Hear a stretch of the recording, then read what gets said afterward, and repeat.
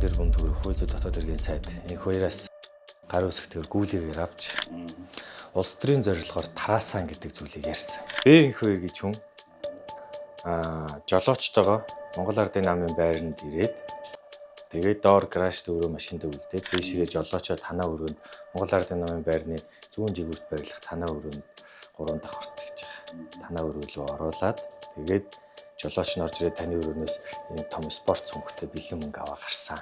Энэ улс төрийн айхтар юм байна. Тэгээд би одоо харж байна. Одоо 20 гаруй жилийн хүрсэн нөхөр маань бас ийм яриа сууж байна. Хүн гайхмаар шүү дээ. Тэгээд бодохдоо миний найзд одоо бас тийм их хүнд дарамж хат ирсэн юм болов. Доктор гэж хүн Нямжав гэж залуугийн хөөрэ ах нь тий ойр дотны найз нь. Тэгэд энэ хүн таны энэ улс төрийн карьерт нөлөөлт юм. За оюутан дараагийн хувьд бол одоо би тухайн үед бол бүр Hero Entertainment гэдэг компани дээр бид нар одоо сурталчилгааныхаа уулзалтуудыг хүлээг явуулж ирсэн юм шүү дээ. Ер нь энэ том улс төр дээрэс нь энэ бүтгэх гэдэг хууль байхгүй ирээд зэрэг.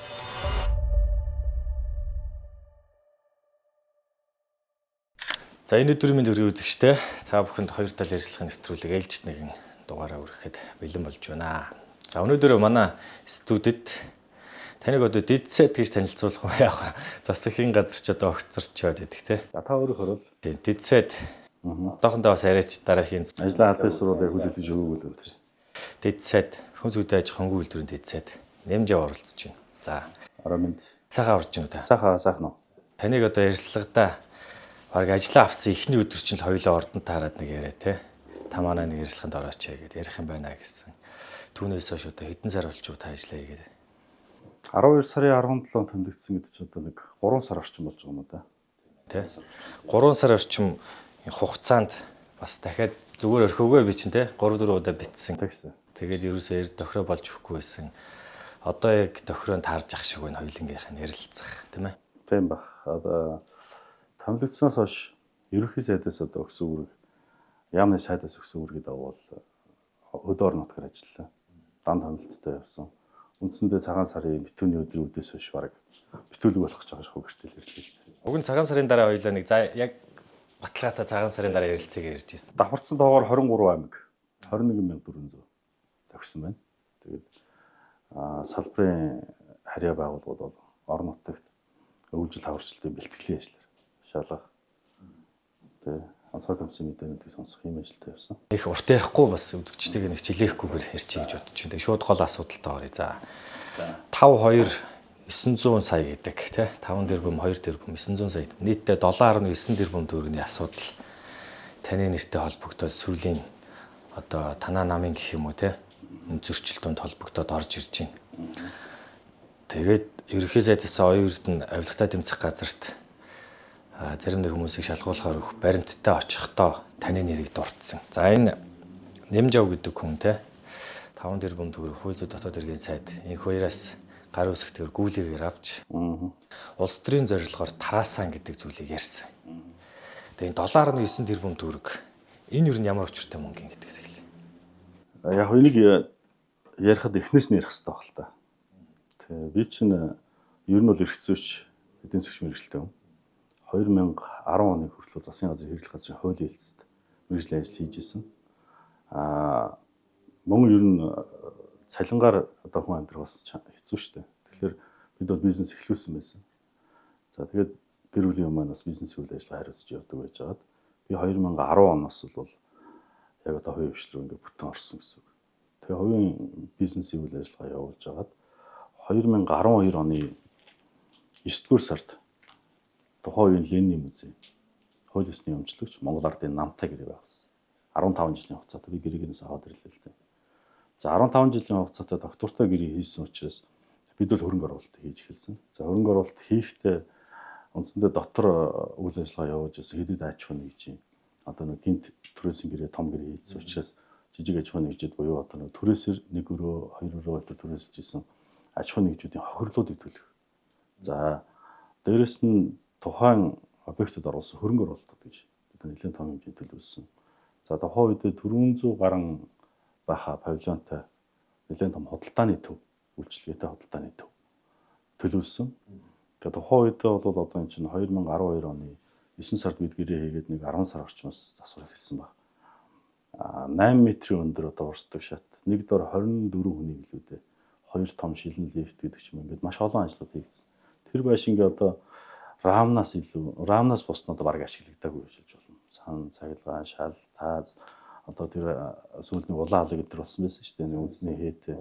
Тэгээ тухайн үедээ бас Монголын бас нэг компани Таиланд эзэн хааны ордны гэрэлтүүлгийг хийсэн. Монгол компани гэж таарсан. Тэр компаниар гэрэлтүүлгийг хийсэн. Өнөөдөр тэр гэрэл одоо тэр дээрээ байгаа л баг. Бид хөрөнгө оруулалтаа хийлгэсэн тестний асаалтуудаа хийгээд авцсан байсан үед. За улс шийдвэрээ гаргаад төрийн өмчөд буцааж авна гэдэг шийдвэр гарсан. Улс нэгэнтээ шийдэж байгаа учраас бид хүлээлгэж өгөх хэрэгцээтэй болсон. Хүлээлгэж өгсөн. За тухайн үед хууль ёсны өмчлөгч Монгол Ардын нам байсан.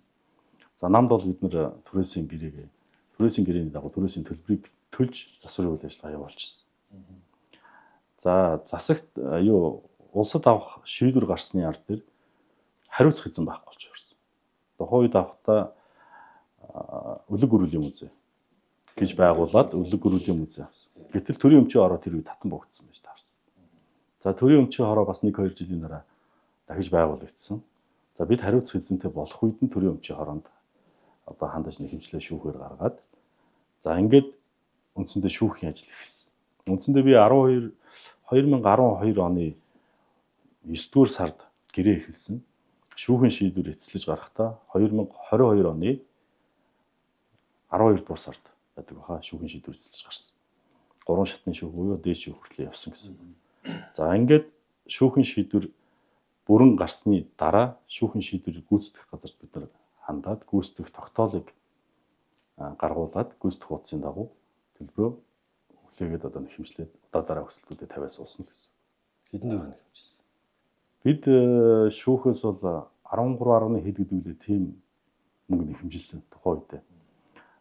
Энэ шүүхийн процесс их удаан үргэлжилж байгаа шалтгаан нэгдүгээр иргэний шүүгч өөрөө ачаал их өндөртэй байдаг. За хоёрдугаар энэ үнэлгээнд дэр маш олон удаа хугацаа зарцуулсан. Одоо үнэлгээнд дэр талуу зөвшөөрөхгүй дахин үнэлгээ хийх иймэрхүү тал гарсан. Ийм ажлууд их зохион байгуулагдсан. Тэгээд 7 тэрбум 965 гэдэг дүнгээр шүүхийн шийдвэр эцэлсэн. Танай компанид нөхөө болгоор. Тий. Одоо энэ бол нөгөө мэдээлэл өгтөө бол нямжавч хэлж үүсэн гэж яриад. Энэ нямжав биш шүү. Энэ нямжав гэдэг хүний эзэмшдэг компани байсан. Энэ нямжил корпорац гэж ярьж байгаа энэ компани. Тэгээд нэг ийм яриа байдаг л та. Яриач явах. Одоо таны яг энэтэй холбоотой олон сэтгүүлч тухай үедээ яриа л те бичээд л тэг өнгөрсөн жилч гэсэн зарим нэг сэтгүүлчд нэвтрүүлэг хүртэл хийгээд явж исэн. Тэг ингээд нөгөө анх гэрээ байгуулахдаа Монгол Ардын намтай гэрээ байгуулжээ 15 жил явсан. Тэгсэн гинт улс гарч ирээд өгшөө бид нар энэ динзавра аргасаа барилгах газаргүй болчлоо. Өөрсдийнхөө одоо байрыг авъя гэд тэ. Тэгээ тухайн үед ингээ улс авчлаа. Тэгсэн чинь та яагаад гэрээ хийсэн анхны Монгол Ардын намаасаа энэ мөнгөө хэмжилж болоогүй юм бэ гэдэг. Яг нь иргэний хуульд байдаг л да. Одоо эрх зүйч одоо хуулийн мэдлэгтэй хүмүүс энийг маш сайн мэдж байгаа. Түрээслүүлэгч хэн байхаас үл шалтгаалаад түрээслэгчийг хохирлог болгох хэрэгтэй. Тэгээд тэр дагуу одоо бид түрээслүүлэгч рүүгээ хандсан гэсэн үг. Төр давсан учраас төр гэсэн үг. Түрээс бид нэхэмжилсэн гэсэн. Таны нэхэмжилсэн 13 тэрбум за хэд 100 сая юм байна те. Тэр мөнгө яг бодиттой байсан уу ер нь? Тухайн одоо нэг бичлэгүүд яваад байгаа. Тэгээ би энд дараа нь монтажер өгчий те. Яг тий таны юу асуух гээд байгааг би бас ойлгож байна. Энэ бол 2013 оны 12 дугаар сард байгаа тий. Эхний гүйлгээ орсон. За энэ үед бол ингээд нэр бүхий сэтгүүлчд бол ингээд 23 он шүү.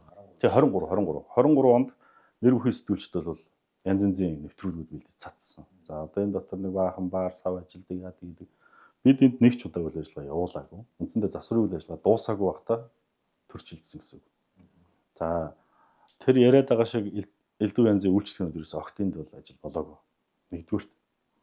Хоёрдугаарт ер нь энэ музейн зориулалттай барилга гэдэг маань өөрөө бол энэ ч өөрөө бас нэг 70 тонны илүү 80 тонны барилга байдаг. Одоогоор бол юм бүрэн сутгмал хийцтэй. 74 оноос 80 он. Тий баха. Тэгээд бүрэн сутгмал хийцтэй, их өндөр таацтай. За тэгээд ер нь ашиглалтын явцад бол их илэгдэж хуучирсан. За дээврээс нь ус тус гэнэ тэгээд олон асуудал байсан. Тэгээд бид нар энэ байшин шинэ юм шиг л болгосон. Тухайд тогтчлолтод зориулж маш их хэмжээний материалууд энэ төр байгаа. За бас нэг зүйлийг дуртахад 2012 онд миний гэрээ хийх үед доллар дөнгөж 1000 гаруй төгрөг байсан.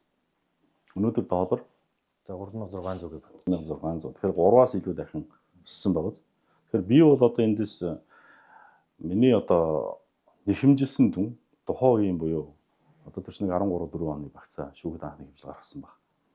Тэр үеийн ханшаар баггүй юу? Гэтэл би 23 онд 22 оны сүүлээр 23 онд биш 23 оны сүүлээр 24 онд гэж авч байгаа. Тэгэхээр энэ хооронд доллар 3 дахин өссөн. Миний нэхэмжилсэн дүн 140 орчим хувиар буурч шүүх шийдсэн гэхээр би бол энд маш их хохирсон. Одоо яг бодит байдал нь бол Шилжигдэж орж ирэх гэсэн үг тий. Тухайн одоо нэхэмжилсэн мөнгөөр орж ирж байгаа гэж яриад байна тий. бид нэг авч чадаагүй гэсэн. Нэхэмжилсэн дүнгээс дүнгийн нэг 60% орчмоор шүүх шийдвэр гаргасан.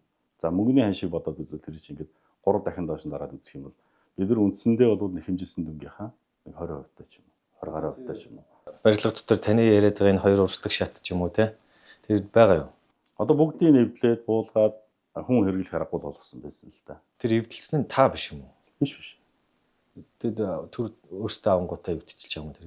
Тэр чинь яг нэг 8 м өндөрлөө ингээд одоо тэр чинь нэгээс 3 дугаар давхар руу гардаг юм хоёр өндөр урсдаг шат. Тэр барилгын өөр хийдэг юм 3 юм уу 4 давхар юм уу? 3 давхар барилга. Би нэгтэйг 4 давхар болох юм да. Тэгээд за нэг хүсн яг энэ ярьж байгаагаа яриад тэгэхэд цаашаа шилжиж тий. Тэр дотор музейн маш их үзмэр байсан гэж яриад байлээ. Тий нэвтрүүлгээр л ярьж байна тий. Тэрийг одоо асуухгүй болохгүй хүмүүс тий. Энийг асуугаасаа гэж бодож байгаа хүмүүс их байгаа. Тэр 400 гаруй ч 4000 шигчээг байгаа. 4-5 байсан. Тэр олон үзмрүүд байсан чинь алга болцсон. Яалаа гэж. Энэ чинь нийслэлийн Монгол ардын намын хорооны барилга гэдэг. Тэгээ одоо хэдэн оноос ч хойш тэгж явсан мэдэхгүй шүү дээ. Минийх ч одоо 2012 оны гэр ярьж шүү дээ. Тийм. Тэгэхээр энэ ч одоо нэг 90-ад оноос хойш музей үйл ажиллагаа явагдаагүй байна байхгүй. 20 хэдэн жилийн дараа гэсэн үг шүү дээ. Тийм байгааз 2012 тэгэхээр. Тэгээ тэнд үзмэр бол нэг ч байгаагүй. Нэг ийм монументал хаан гэдэг баха юм зэсэн. Нэг хаан байдаг гэсэн тэр хааны бэрэл гэж. За тэгвэл ингэж ойлголоо. Энэ гэрээний одоо та нөхөн төлбөр болгож авах ёстой байсан мөнгө 23 онд танаа данс руу шилжсэн байна. Зөв. Тэгсэн. Одоо энэ дээр харагдах баха. Энэ одоо харагдаж шүү дээ. 5 тэрбум төгрөг. Энэ хууль зүйн дотоод хэргийн сайдын А418 гэж юм те. 12 дуусар 18-ны 5 тэрбум төгрөг танаг MGL гэдэг корпорац шилжиж орсон байна. Тэгэхээр энэ 5 тэрбум төгрөг одоо нөгөө оюун эрдэнэ даргын яриад байгаа мөнгө угааж одоо нөгөө цагдаагийн албан агчдын цалингаас илүү гарсан мөнгө гэж яриад байгаа шүү дээ. Тэр мөнгө улс төрийн зорилгоор угаах гэж тэр цагдаагийн албан агчдын илүү цалинг танаа дансаар оруулаад тараасан гэж. Тэгэхээр энэ 5 тэрбум төгрөг таны тэр шүүхээс хэмжээ. Би одоо таны санааг ойлгочлаа. Би танаас буцаагаад нэг юм бас асуучих. Төр ер нь хувь аж ахуй нэгж иргэдэд хохироод байх нь зүгээр үү? Буруу шүү дээ. Буруу. Ялангуяа одоо зах зээлийн нэг зарим нь бол одоо ингээд шантраад хайчих байсан баг. Би энэ шүүхийн процесс миний хохирсноос хойш одоо бид 11 жилийн дараа хохирлынхаа тодорхой хэсгийг авсан байна шүү дээ. 23 оны 12 дугаар сар гэдэг. 11 жилийн дараа. За энэ хооронд аж ахуй нэгж одоо маш хүнд байдалд орж. Маш хүнд байдалд орж. Одоо надад тийм овоож өгсөн том мөнгө байсан. Тодорхой хэсгийг өөрөө санхүүжүүлж байгаа. Банкнаас зээл авч байгаа. Таньдаг найз нөхдөсөө одоо зээлэх гэдэг юм уу тийм арга хэмжээнүүдээс авч байгаа. Гэтэл 11 жил үргэлжлэх хугацаанд хүү татвартаа үндсэндээ аж ахуй нэгж бариулж байгаа байхгүй. Хүү татварт. Жишээ нь таны энэ эхний ярьж байгаа 5 тэрбум төгрөгийн эхний 2.1 яг талыг нь худалдаа хөгжлийн банк тухайн үед манай зээлэнд татчихсан. Бүгдийг татах гэдэг нь шүү дээ. Гэхдээ талыг бид нарт үлдээгээ чи бид нэр ингэмээр байна. Дараагийн төлбөрөөсөө татвал энэ гэж ярьж иж бид нар тухайн үед 2.5 тэрбум жишээ нь худалдаа хөгжлийн банкнд шууд татчихсан. Энэ хүмүүсийн яриад байгаа шиг тэр улс төрийн санхүүжилт тэр тараасан барьсан гэдэг тийм болж байхгүй шүү дээ. Таны одоо тэр моол барих гэжсэн гэдэг байгаа шүү дээ. Тэр барилгад тогтчулж ирсэн. Тийм тогтчулж ирсэн. Тийм барих гэжсэн тий. Тэр чинь ер нь яг хэдэн төгрөгийн төсөл байсан ер нь нийт. За би одоо тоогийн санахгүй танд энэ шилжүүлсэн мөнгөн дүн шүүхийн шийдвэрүүд за анх хийгдэжсэн гэрээ энэ гэдэг нэг шаардлагатай болов гэж бодсон цаасан таваад ирлээ. Энэ маань өөрөө одоо бас 10 хэдэн жилийн өмнөх үйл явдал болоод байна шүү дээ. 10 хэдэн жилийн өмнөх үйл явдал. Тэгээ энэ чинь нөгөө нэг ингэж байгаа шүү дээ. Ирээдүйд олох байсан мөнгө гэж нэхэмжилсэн гэдэг. Тэр нь үнэ юм. Гэхдээ тийм тодорхой хэсэг нь тийм байсан баг. Одоо бид нар тэр шүүхэд анх гаргаж ирсэн нэхэмжлийн төрөд би авчираагүй. Гэхдээ ер нь хүн ингээд хөрөнгө оруулалт хийхдээ хүү төлбөр одоо юу гэдэг тийм олох боломжтой мөнгө гэдэг олон зүйлийг тусгаж байгаа шүү дээ. Ашиг олно гэж хүн хөрөнгө оруулалт хийдэг тийм үү? Түүнтэй яг адилханаар энэ оруулсан хөрөнгө оруулалт бол мэдээж бид ашигын төлөө бизнесийн үйл ажиллагаа явуулж байгаа л ажил байсан. Тэгээ дараачих нь ингээд ороод ирсэн байдаг. Тэгээ 4 сарын 25-нд 2 тэрбум төгрөг. Тэгээ 900 сая нийцээ орж ирсэн. Гэхдээ та энэ хугацаанд байгаа байлгүй дээ. Би одоо яг нарийн санахгүй байна. Энэ тэгээд ойрхон болов 1-2 сарын дараа байсан болов гэж. Тэгээ энэ одоо таны энэ орж ирж байгаа мөнгө чинь таны нэхэмжилсэн нөхөн төлбөрийн мөнгө тий. Тэр нь анх нэхэмжилснээсээ бууж орж ирсэн гэх. Тийм 160 орчим. 10 хэдэн тэрбум нэхэмжлээд 7 тэрбум 900 сая төгрөг орж ирээд тэгээ үүнээс одоо дийлэнх нь өрөнд явсан гэж хэлээд байна зүг. Зөв шүү дээ. Тий. Одоо энэ хооронд одоо бид энэ өрнөөс бараг энэ төсөлтэй холбоотой үүссэн хүү төлбөр энэ өрнөөс бид нар одоо өнөөдөр их ч бол бүтэн гараагүй. Яг ингэж ярил. Тэгэхээр бид бас өөрсдөө өөр янз янзын бизнес үйл ажиллагаа явуулж ирсэн учраас одоо нэг урд хормоо хаад хормоо нөхөд гэдэг шиг зарчмаар л явж байгаа. Тэгэхээр энэ хүмүүсийн шиг ингээд нэг одоо нэг таваар нь оруулж ирээл тэрийг нь ингээд юу гэдэг нэг тэр чигт навж хүмүүс тараагаад энэ гэдэг шиг юм байхгүй л дээ. Энэ 5 тэрбум төгрөгийг үйлгээний яг саяны миний өмнө харуулдаг энэ вэ штэ тийм. Энэ жилийн өмнө явж исэн одоо зураг багхгүй юу? Жилч биш над чинь. Ер нь бол энэ цогт гэрэл ууш та шилэн цогоо. Тухайн үед шилэн цогоо биш баха бас хэн блэний 2 3 сэтгүүлчд бас энийг гаргаж тавьсан. 24 онд баха 24 оны одоо сонгуулийн өмнө л гэсэн үг шүү дээ. Тэгээд та бол улс төрчдөд ямар ч тараагаагүй энийг өөрийнхөө за өрөө төлөөд үлдснээ одоо яадгийн те бизнестэй эргэлдүүлдэг юм уу тэг зарцуулсан гэж. Тэгээд одоо үр зээл зөндөөл юм болсон. Энэ мөнгнөөс ямар нэгэн байдлаар хэн нэгэнд за өнөөдөрхөн хийгдсэн бичлэг энийг сонсоод. Маш том мөнгөийг жолооч нь эмээс тэмдэгт хараад хинч хараа одоо ч бид маш өндөр маш том биетэй золоо болж ирээд тэр хүнд том мөнгөийг өөр тогтой талбай гарч байгаа шиг гээд байна. Энэ юм гэсэн жолооч нь өөрөө доор цаадаа байсан. Энэ хүнийг та таних уу? Таньна. Бид тэр ч одоо оюутан цагаас нөхөрлсөн 20 жилийн найз нөхдөд Улаанбаяр гэж залуу. За бид хоёр нэг намд манай энэ Улаанбаяр чинь оюутан даргын намын дарга байхад намын удирдах зөвлөлийн гишүүн байсан. Бид хоёр бол сайн найз нөхөд. Тэгээд ер нь бол одоо би нэг юм ойлгож байна. Одоо 24 онд энэ хэвлэлээр баахан явж исэн асуудлуудаар бид угаал байсан. Ер нь бизнесийн үйл ажиллагаа хийдэг бид чинь бас хүнтэй муудаад нэг эсвэл ингээ хэвлэлээр гараад баахан юм яриад авах хүсэл багтай. За тэгээд би тухайн үед нь бас завгүй ч биш таарсан өөртөө ч хойш ууршин гэж хугацаагаа хэлж исэн. Гэхдээ төрийн ажил хийж байгаа юм чинь бас хувийн нэр хүндээс гадна албаны нэр хүнд гэж нэг юм байна. Тэгэхээр би танд ярьцлага одоо өгөх гээд өнөөдөр ирээ сууж байгаа шалтгаан бас энэ. Асуухаас өмнө энэ хүн ингэж ярьж байгаа те.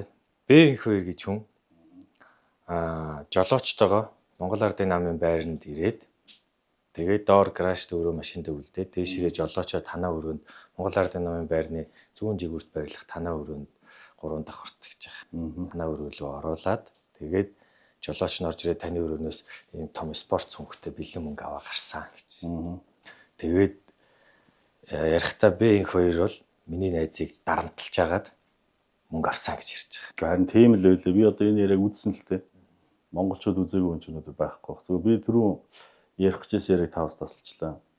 Ер нь улс төрийн айхтар юм байна. Гэдгийг би одоо харж байна. Одоо 20 гаруй жил нөхөрсөн.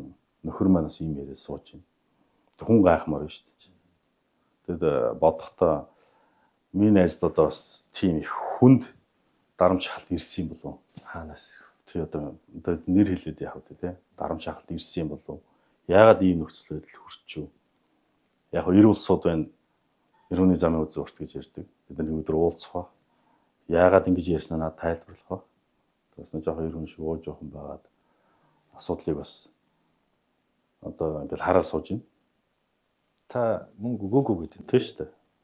Ямар ч тийм зүйл болоогүй. Байхгүй. Одоо тэгээд бид чинь 11 жил банкны хүү төллөө, таньдаг найз нөхдөөсөө гуйж зээллээ. Урд хойд хормогоо нөхөж амьдралаа гэдэг шиг амьдарч ирсэн. Яг босод бизнесийн үйл ажиллагаа зарим нь амжилттай явж исэн учраас ингээд болгоод ирсэн баг. Тэрнээс бас яг урд хойд хормогоо бас болгоод хахад бас хэцүү шүү дээ. Тэр том хэмжээний хөрөнгө оруулалт хийсэн тэр үед. Тэгээд чинь зөвхөн тэгээ хохирчоод дуусах биш одоо тэр шүүхийн процессууд чинь ч өөрөө зардалтай. Тэгээ одоо үнэлгээ хийсэн ч мөнгө төлнө, өмгөөлөгч авсан ч мөнгө төлнө. Тэгэхээр энэ болгон чинь зарлал байсан. Тэгээ харьцангуй яг нэг ихтгэл үнэмшил байсан л да. Өөрөө би ч бас эрх зүйч хүн учраас хуулийн дээр ингээд бичсэн. Шүүхийн процессыг хичнээн удаа үргэлжлүүлсэн ч бид бас ялах магадлал өндөртэй учраас одоо хэмжил гаргаад явсан. Тэрэндээ тууштай явж бид нар ч бас 7-8 жилийн шүүхийн ажил одоо шүүхээр явлаа ш 7-8 жил. Энэ дээр нэг юм хардлага байгаа. За. Таны улсаас нэхэмжилсэн мөнгө 11 жил шийдэгдэг тий. 11 жилийн дараа шийдэгдэл. Тэр үед нь Б2 гэж хүн хууль зүйн дотоод хэргийн сайд байж таарлаа.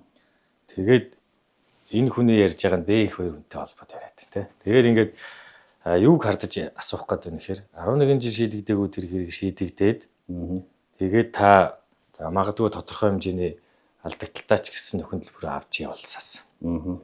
Тэгээ хууль зүйн дотоод хэргийн сайд инхвэрийн гар үсгтэйгээр тий. Инхвэр сайттай тохирцсон юм биш үстэй гэж тий. Та энэ шийдээд өгчөөч. Ер нь бол та нар бас нэг юмыг бас бодоорой. Би одоо би хүнсүдэ аж ахуйн дэд сайдэр одоо тамжигдаад 3 сар орчим болж байна. Одоогор бол ажиллаа хүлээлгэж өгөөгүй. Гэвч одоо өнөөдөр яг засгийн газар огцорсон өдөр болж таарч байна. Засгийн газрын хуралдаан дээр харсан. Бид нэр нүүр тулж нэг ч удаа уулзч үзээгүй, гар өрч үзээгүй юм. Инхвэр сайт. Тий. Албан ёсоор. Тэгэхээр одоо нэг одоо хүмүүсийн хэлдэг штэ. Тим гараад ирвэл тэгчий гэдэг шиг юм. Бид хоёрыг одоо нэг уулзаа сууж ийсэн. Гар барьж ийсэн. За одоо тэр хуулийн хяналтын байгууллагууд бас шалах байл үү. Хоорондоо уцаар ярьж, мессеж бичээд ингээд холбогдчихсэн түүхүүд гаргаад ирж байна. Хүмүүс ч харин ингээл их юм биш. Сүүлийн үед нөгөө нэгнтэйгээ холбоотой асар их янз янзын юм гарч ирэх юм. Тэгээд асуухаар би өстө тэр хүнийг таних ч уулзж байгааг амьдрал тий. Одоо тэгээд манай улс ч одоо нэг ховонд живцсэн л байна шүү дээ. Би одоо энэ улс төр бас нэг жоохон ухаалгаар зарчмын дагуу бодлогын дагуу ингэж явдаг байх. Яваасаа гэж бас боддог хүмүүс энийг. Би өөрөө 1997 он буюу 18 насныхаа төрсөн өдөр очиж нам хийсэж ирсэн. Тий. Одоо миний эцэг их бүгдээрээ намаар хүмүүжсэн, боловсрол олсон, тэдний амьдрал. Тэгээд тэр амьдралаас нь би бас бий болсон шүү дээ. Тэгэхээр би намд бас хатуу ихтгэл үнэмшилтэй. За дээрэс нь миний өвөг эцэг гэхэд ч баруун хязгаарыг чөлөөлөхөд бас гавьяа агуулж ирсэн тайж хүн. Тэгэхээр би бол энэ намд 18 насныхаа төрсөн өдрөөр очиж гишүүн болж ирсэн л дээ. Одоо ингээ бодглохлоор хэдий 28 сэтгжилтэй би намын гишүүн баг. таныг энэ хэрэгтэй холбоотой тий. Одоо зарим нэг хүмүүс нотлох баримт өгсөн гэдээ яриад байгаа. Энэ хэрэгтэй ямар нэг холбоотой цагдаагаас ч юм уу авилгатай тэмцэх газраас. Надруу өнөөдөр авилгалтай тэмцэх газраас уццсан. Уццсан дараад нь би нэг тухайн үед ажилтаа байж таарсан нэг цаг гарангийн дараа очсон. Очоод та гэрчийн мэдээлэл өгөх шаардлагатай. За гэрчийн мэдээлэл өгөхээр би материалуудаа танилцаа. За би ирээд өгье гэд цагаа тохироод гарсан баг. Очсон гэж. Очсон. За ингээд 7.9 тэрбум төгрөгийн асуудал иймэрхүү юм байна тий. Ингэж орж ирээд ингээд зарцуулагдсан юм. За тэндээс таны амар шүү тий. Таны амар өөрөө ч би сонсож байгаа. Ямар нэгэн байдлаар улс төрийн хэрэглүүрээр ашиглаагүй гэдгийг та өөрөө хэллээ шүү. Тэгсэн. Дараа нь дахиад ямар нэгэн баримт гараад ирэх вэ энэ тэндээс. Тийм ээ. Тий. Хэцүү шүү дээ. Тэгээ манайхан чи ингээл янз янзын асуудал гарч ийн. Тэгэл би тийм биш гэж идэл дахиад нэг баримт гараад ирдэгтэй ингээд гараад. Тийм гарахгүй байх. Тэгээ одоо нэг юмыг бас ойлгоорой. Би би одоо юу гэдэг засгийн ажил хийгээ 3 сар л болж байна. Засгийн ажил 3 сар л хийж байна. Энэ маань бол одоо ингээд нэг 14 жилийн өмнө хийгдсэн гэрээний үр дагавраар одоогоос 3 жилийн өмнө болсон үйл явдал байна шүү дээ. Энэ бол одоо шинэ юу гэдэг улс төрийн нөлөө гэдэг юм уу ямар нэгэн тийм болцоо байхгүй. Нэгдүгürt, хоёрдугаарт энх 2 сайд бас өөрөө нэг мэдээлэл дээр хэлж ирсэн. 23 оны 10 дугаар сард гэсэн үү энх 2 сайд чуулган сайдаар томилогдсон юм байна. За томилогдох үедээ өөрөө чуулганы хуралдаан дээр хэлж ирсэн. Төрөөс учирсан аж ахуй нэгж болон хувь иргэдэд учирсан хохирлыг барагдуулах ажлыг би бүрэн гүйцэд хийнэ гэж. Тэр мэдээлэлтэй энэ завсар маш олон компани асуудлыг шийдсэн. Маш олон одоо аж ахуй нэгж хувь иргэдийн асуудлыг шийдсэн. Энэ 100% шийдэгдсэн. Тухайн үедээ хохирсон бүгд төрөөс хувирлаа авсан гэсэн. Тэр дотор манай компани ганцхан манайх байгаа даа биш байхгүй юу? Цаг үеийн тэгээд харчлаа л гэдэг юм. Тэ одоо мэдхгүй одоо тэгээд ямар сонирхолтой одоо их том улс төрд шинэ хүнийг бол одоо ингээд ямар нэгэн байдлаар ингээд нохоод хайж гэж байгаа юм шиг л одоо хэрэгэлдэг хэрэглэх гэж оролдож байгаа шүү. Би одоо 10 жил 10-11 жил үргэлжилсэн шүүхийн маргааны ард гарч ирсэн. За бас ингээд гүтгүүлээд бас зүгээр суухгүй. Яагаад ямар учраас харин таныг ингэж Гэхдээ одоо надтай ч биш юм шиг байна. Надтай ч биш юм шиг байна. Тэгээ одоо энэ энх 2 сайдын явуулж байгаа энэ шудраг асны тэмцэл гэж байгаа дэр саад татвар болох гэсэн янз янзын үйлдэлүүд байгаа. Би бол нарийн ойлгохгүй. Харьцангуй би ч бас улс төрд яг дотор нь ороод ажиллаж байгаа нь шинэ хүн шүү дээ. Би ер нь бол яг зүгээр оюутны байгууллага байхаас ахуулаад намын дэрх залуучдын байгууллага энэ төрөл олон намын үйл ажиллагаанд оролцож явсан. за таныг Содотор гэж хүнтэй холбосон. Содотор гэж хүн Нямжав гэж залуугийн хуурай ах нь тий ойр дотны найз нь. Тэгэд энэ хүн таны энэ улс төрийн карьерт нөлөөлд юм уу? Бид хоёр ч одоо 2004 оны танилуд найз нөхдөд хүмүүс шүү дээ. 2004 оны. Тэгэхээр ч одоо 22 жилийн бид нар хоорондын харилцаа байгаа гэсэн. За одоо энэ хооронд одоо жишээ нь улс төр мөрөөдөж ийсэн бол намайг татдаг байсан бол аль эрт байх байсан бах уу? Бид хоёрын хооронд одоо юу байдаг вэ гэхээр морь мал байдаг. Бид нар нэг галд одоо морь үйдэг хүмүүс гэсэн. Бид нараа сайхан нөхрөлдөг, гэр бүлээрээ нөхрөлдөг тийм хүмүүс байгаа. Мэдээж одоо хүний таньж байгаа учраас сэтгэл хөдлөлгөөс томилгоон дээр одоо санал болгосон хүн нь бол Содотор дарга байж магадгүй. Дэд сайд дээр үү? Би өөрөө сая Содотор даргын ерөнхий нарийн бичгийн даргын зөвлөхөр ажиллаж байгаад дэд сайдад томилогдсон шүү дээ. Жил гаруй ажиллаж байгаа томилогдсон. Тэгэхээр бас итгээд ажил хариуцаад явж чадах юм байна. Салбараа бас мэдэх юм байна. Дотор нь буцалж явдаг хүн гэж ойлголтоор бас дэмжсэн баг. Санал болгосон баг гэж би бодож байна. Хоёрын донд ямар нэгэн буруу нөхрөлсөн зүйл байхгүй шүү дээ. Буруу нөхрөлсөн зүйлгүй. Энэ 20 хэдэн жил бид одоо танилцахдаа 20 хэдэн жил хөвгүүд байсан байна. Дэд сайд болох ер нь ямар үед юм бэ? Яг гоо бид миний хувьд бол 2 сарын 17-нд дэд сайдаар томилогдоод бараг нэг 2 хоногийн ард дээр л томилтоор гарсан. Ер нь үйлчлэлтийн байдал засгийн газрын тогтоолын дагуу хэрэгжилтийг хангуулах шалгалт хийх зорилгоор 16 аймагт очсон байна. Ерхий сайттай ажилласан бас 4-5 аймгаар давхар ажилласан байна. Тэгээд давхарсан тоогоор би 23 аймгаар ороод 21400 давхирсан байна. Үндсэндээ бол цагаан сарын битүүний өдрийг хүртэл гэртээ цөөхөн онсондоо хотоор бол дайрал гарч ирсэн. Тэгээд яг зөвхөн энэ салбар бол өөрөө маш том салбар. Монгол хөдөлмөр эрхэлж байгаа бүх хүний 50-аас дээш хүний салбарт ажиллаж байгаа. Тэгээд ер нь салбар маш том ажил. Ерөөсөө цаг наргүй явах ёстой ажил, газар дээр нь үзэх ёстой ажил. За миний одоо ажлаа аваад хөдөөгөр явсны дараа надад төрсэн сэтгэл бол ер нь одоо эхлээд нэг хууль дүрм, за нэг баахан төсөвт туссан том тоонуудыг харчаад дараа нь малчин дээр очисон бол бас би өөр ойлголттой очихсан гэж магадгүй. Эхлээд малчид, тариаланчид, за харьяа байгууллагууд, за дээрээс нь засцуудын байдал энэ болгоноор явсны ард дээр буцаад ирэхэд арай өөр өнцгөөс харагдчихсэн. За миний хэлж ярьж байгаа зүйлүүд бас харьцангуй салбартаа их удаан ажилласан хүмүүст шинэлэг за хараагүй өнцгийг бас харцсан асуудлуудыг бас гаргаж тавьж ийн гэж олон хэлж байсан. Ийм л Дицэд болохын тулд яадаг юм? Мөнгөтэй байх хэрэгтэй юм уу? Дандаа удаан ажилласан байх хэрэгтэй юм уу? Эсвэл ямар нэгэн улс төрд нөлөө төвний итгэлийг даах хэрэгтэй юм уу? за ер нь бол бэлэн болсон байх л хэрэгтэй баг. Бэлэн болсон баг. За дээрэс нь салбараа ойлгодог мэддэг болсон байх хэрэгтэй баг. За миний хувьд бол яг би ч одоо тийм залуу хүн биш шүү дээ. Одоо 47 нас хүрэх гэж байна.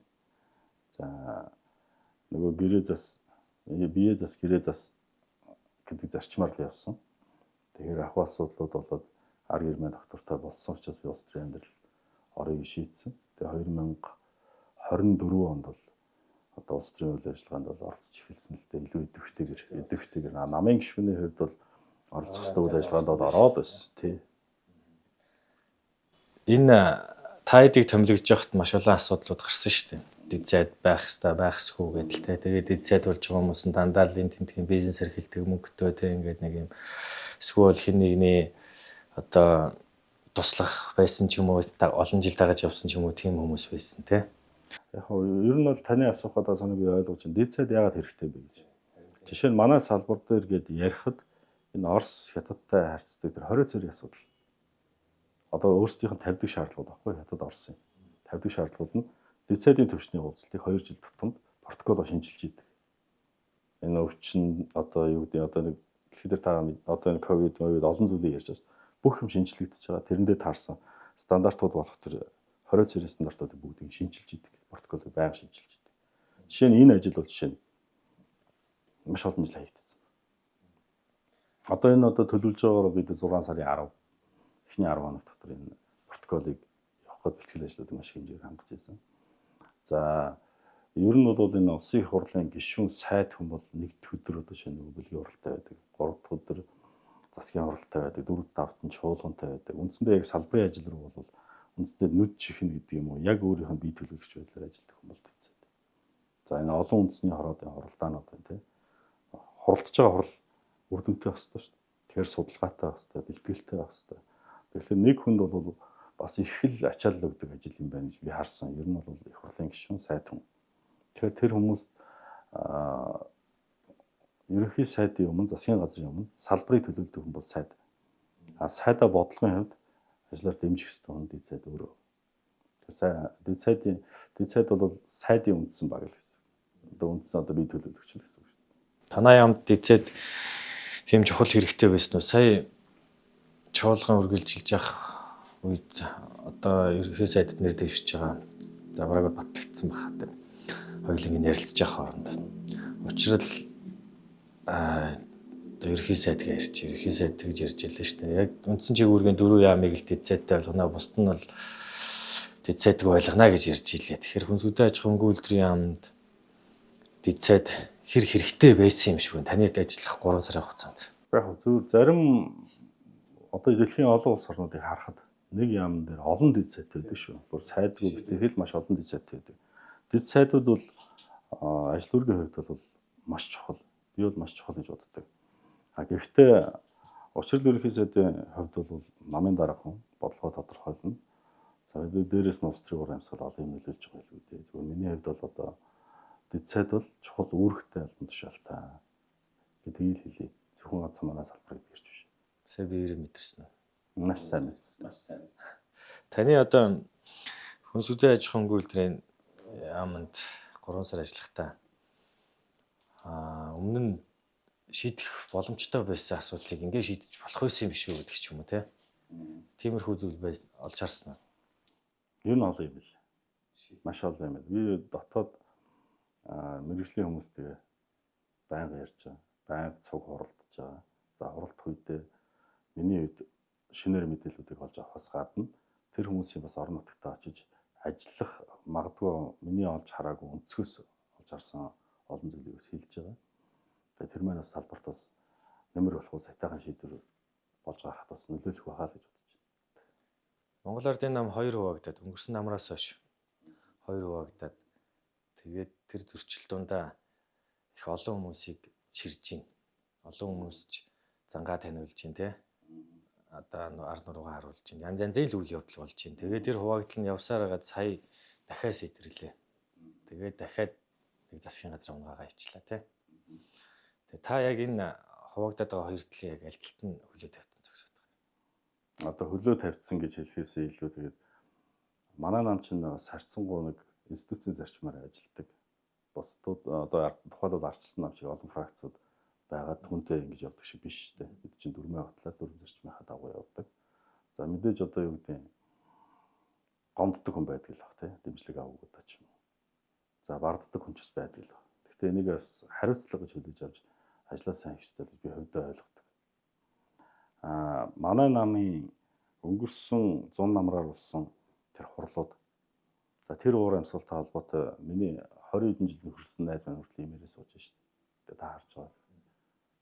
Тэгээ одоо амьдрал баян. Нэр хүний замын үзүүрт. Иймэрхүү ууж ухаанаар асуудал хандах гал хичээгээ сууж ин. Тэгээд ер нь төвчээрт арай ууж ухаан алсыг харж явж ижил хүн явах гэж боддог. Аль нэг талд нь гараа зодтолдох нэ тэр гэдэг асуудал бол биш шүү дээ. Тэр зодон чинь яг үнэндээ бол энгийн гишүүдийн намын энгийн гишүүдийн дунд болоод байгаа зүйл биш байхгүй. Биш. За хоёулаа үзэгчтэй нэг нуршаагаадынхаа гол асуудлаа ярьлаа. Таны хувьд асуугаагүй ч юм уу 7.9-төө эсвэл өөр нэг холбоотой энийг үн ярьчих гэж бодсон да гэдэг ч юм уу тиймэрхүү зүйл байна. Гэхдээ яг одоо би бол харьцангуй та өөрөө бас олон нийтийн сүлжээг хамгийн идэвхтэй хэрэглэдэг хүмүүсийн нэг баг. За энэ хугацаанд бол хууль зүйн сайд нь өөрөө мэдээлэл өгөөд төрөөс олж хохирсон бүх хүмүүсийг бүх аж ахуй нэгжүүдийг хохирлгүй болгох ажлаа би 100% хийсэн гэж хэлсэн. За энэ дотор энэ аж ахуй нэгж байна. Нэгдүгürt. Хоёрдугаарт цагдаагийн цалин бишээ гэдгийг хууль зүйн амж мэдээлэл гаргасан, цагдаагийн ерхий газраас ч мэдээлэл гаргасан. За энэ шүүхийн шийдвэрийн дагуу шийдвэр гүйцэтгэл явсан. Ийм учиртай шүүгдэх шүүхийн шийдвэр биелүүлэх газарч бас мэдээлэл гаргасан. Би хувьдаа бол нэгдүгээр төрийн ажил хийж байгаа. За хоёрдугаарт бас одоо юу гэдэг нэг хүн бүртээ хэрүүл зарга хийгээд явдаг хүн бас биш. Тийм учраас энэ асуудал тэгээд олон нийт ойлгочихгүй л гэдэг байдлаар хандаж ирсэн л дээ өнөөдрийг болтол. За тэгээд өнөөдөр бол одоо ингээд нөхцөл байдлаас тэгж таарлаа. Та би тантай ч бас уулзъя гэдээ уулзах чадахгүй. Нэлээд хэд хоногч бас одоо хэдэн сар ч явлаа тий 2-3 сар явсан. За өнөөдрийн сошиалээр гарсан мэдээлэлтэй холбоотой ер нь бол одоо ярих цаг нь болсон юм байна гэж таны дөрөв хэлсэн шиг бас тийм бодолтой тэгээ хоёлаа уулзъя гэдэг байдлаар одоо хоёлаа уулзаа сууж байна. Гэхдээ ер нь хүн гүтгэх гэдэг зүйл бол одоо энэ хууль ороод унсан шүү дээ та мэдээ. Төдөлзүүлж байгаа л одоо нэг нэгэ гүтгэж өгч байгаа юм шүү. Тэгээ одоо энэ чи хэмжээ хязгаараа бүр бүтэн алдчихлаа. За зарим нь ховор хоол олж чийддэг баг. Ашиг хонжооч олдог баг. Энэ нь бол бид биш. За бас энэ бас нэг ирчүүдийн чигээд байх ажил биш болов уу гэж бодож байна. За тэр тусмаа одоо төрийн хар хүн гэдэг юм. За төв алхахны хийх юм бол би биш гэж боддог. Яг л энэ бодолтойгоо одоо өнөөдөр хараа сууж байна. Тэгээд асуудлууд бол тодорхой болох байлгүй. Үнэхээр одоо энэ хүмүүсийн яриад байгаа үнэн бол тэгээд тэр юмнууд гараад ирэх байлгүй. За асуудлыг тэр хууль шүүхийн байгууллагууд бас тогтоогоод өгөх байлгүй. Одоо яг энэ асуудлаар 10 хэдэн жил шүүхийн асуудлаар явж болсон. Бид бас нэрээ зөвлөх ажлыг хийгээд хичнээн жил явна л гэж бодож байна. За эцэст нь нэг юм асууж танаас. Та оюун эрдэнэ амар өсгөлэн гэдэг хоёр хүнд ямар нэгэн гин хийсэн байгаа юу? Улс төрийн ч юм уу, хувь хүний ч юм уу. За яалаа гэж тий. Би амар өсгөлэн дарагтай хിവэрцэтэй. Оюун эрдэнэ дарагтай хിവэрцэтэй. За 2024 онд би одоо сонгуульд одоо мандат авч дэвшээгүй шүү дээ. Тэгэхдээ одоо нөгөө манай намд төрч нэг горилогчд гээд явсан. Та мэдж байгаа тийм нэг том тойрог болоод нэг 10 хүн явхад хориулаа эхэлж тойрч явж байгаад. За тэгээд 10 мандат аваад цаашаа явсан. За энэ асуудал маань бол одоо 2024 оны хавар хэвлэлээр нэлээд л явсан. Зарим хүмүүс нь тэндээс мандат авсан. Тэгэхээр сонгогдоогүй хүмүүс ч энд байна. Энэ хүмүүс энийг одоо дахиад ажиллуулсан явж байна. За оюун эрдэнэ даргын хувьд бол одоо би тухайн үед бол бүр Hero Entertainment гэдэг компани дээр нь бид нар одоо сурталчилгааныхаа уулзлуудыг хөрлөгийг явж исэн юм шүү дээ. Тэгээ би тийм л харьцаатай. Удаа дараа уулзж исэн. Би төрийн бас байгууллага удирдах исэн. Мөр молныхаа асуудлаар саналууд тавиал удаа дараа уулзж исэн. асуудлуудыг тайлбарлаж өгч байсан. Бидний хооронд тийм хувийн юм бол байхгүй. Зүгээр энд байгаа хинтэн ч би хувийн асуудал байхгүй. Жишээ нь цагт гэрэл гэдэг юм, манай энэ улам баяр гэдэг юм, амрын суултан дарга гэдэг юм уу, оюутан дарга гэдэг юм уу. Хинтэн ч хувийн одоо асуудал бол байхгүй. Тэгэхдээ би одоо дахиад энэ дээр юм. Ер нь энэ том улс төр дээрэс нь энэ гүтгэх гэдэг хууль байхгүй үед ирээцээр алдчих. Ингэж болох. За баярлалаа танд.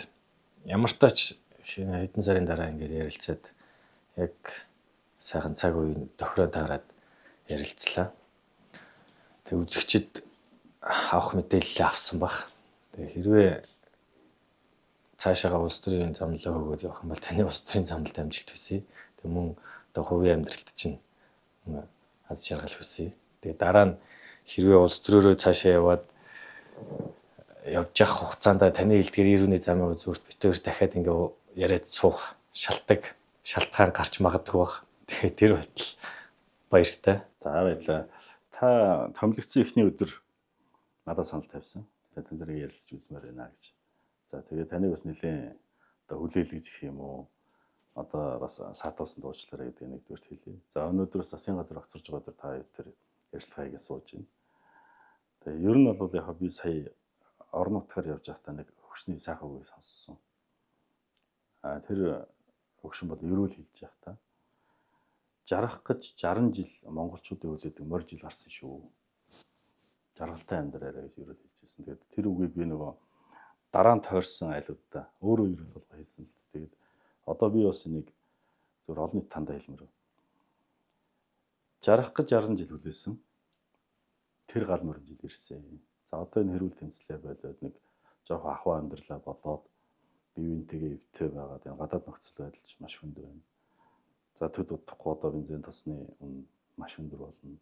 За түүнтэй зэрэгцээд нөгөө аж ахуй үйл ажиллагаа явуулах маш хүнд болно. Барилга, уурхай, мал аж ахуй.